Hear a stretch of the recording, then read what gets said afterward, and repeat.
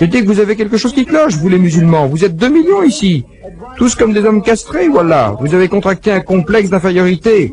Plus d'imagination dans ce pays, le pays le plus développé au monde, civilisé, avec toute cette technologie. Vous vous comportez comme des hommes mous, voilà. Les musulmans mous. Je parle en particulier de ceux qui sont venus de l'Est, qu'ils soient arabes, pakistanais, bangladeshiens ou indonésiens. Tous des hommes mous. Qu'est-ce que vous m'avez fait lorsque je suis venu ici en 77? Qu'est-ce que vous êtes en train de faire maintenant? Je ne vois que des hommes mous, des hommes castrés, des hommes châtrés. Vous n'avez pas d'esprit, pas de volonté, pas d'énergie, pas d'enthousiasme militant. Je suis venu ici en 77 pour donner des conférences et j'ai téléphoné de New York à un centre musulman qui se trouve plus à l'ouest, une communauté musulmane. Je dis j'arrive. Il me demande quel sera le sujet de votre conférence. Le sujet? Je dis que la Bible dit de Mohammed, il dit c'est un très bon sujet pour commencer.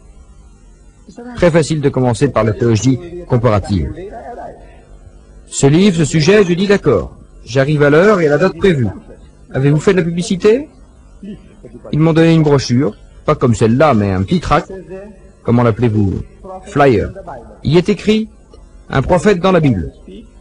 Ahmed Didat parlera d'un prophète dans la Bible. Je dis « Ne comprenez-vous pas l'anglais, vous, des étudiants d'université, vous, idiots?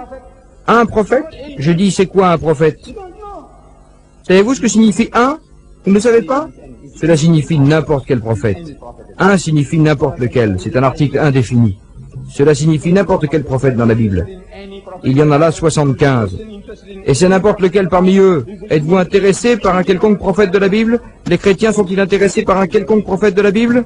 Les juifs sont-ils intéressés par un quelconque prophète de la Bible? Non. Votre complexe d'infériorité, je dis, quoi, la Bible?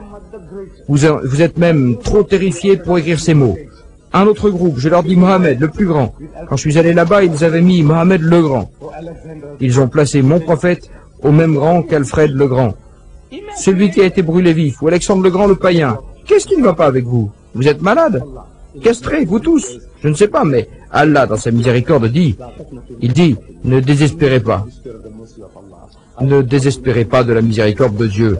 Je ne serais pas musulman si je désespérais. Vous avez quelque chose qui cloche. Vous ferez mieux de vous réveiller, voilà. C'est une occasion que Dieu vous donne en ce temps. Dans cette époque dominée par la technologie, Allah vous a envoyé ici pour des raisons mieux connues que vous. Pourquoi êtes-vous ici? Mais quelle occasion? Les chrétiens se délectent quand ils vous voient arriver. Regardez, vous, expatriés, vous venez ici.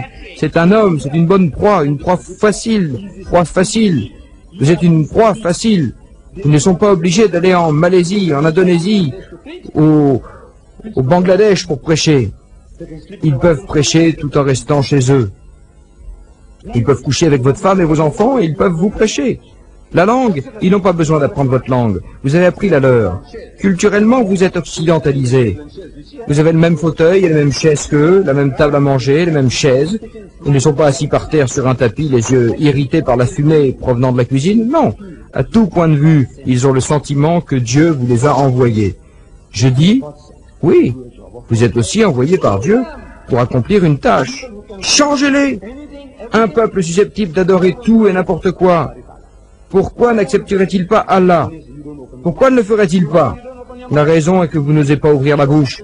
Vous êtes trop terrifiés. Vous souffrez littéralement d'un complexe d'infériorité.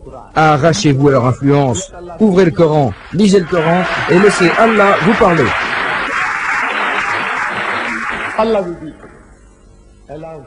Allah le fera pour vous. Laissez son livre vous toucher, touchez votre cœur. Et, Inch'Allah, laissez Allah vous parler. Et il vous parle dans le Coran.